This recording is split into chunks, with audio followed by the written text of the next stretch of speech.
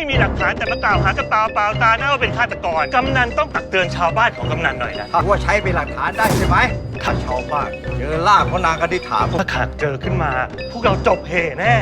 ไอ้ชมจ๋ารับสิวะขอบใจจ้าแม่หมอแล้วมาปิ๊บป้าผูทองแม่เอง แม่คณิษฐาของลูก แม่ตายแล้วเหรอจ๊ะเคยคิดถึงแม่เหลือเกิน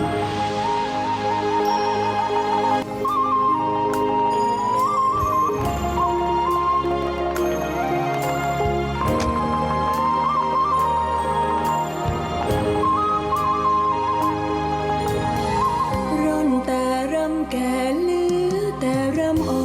นเอาเริ่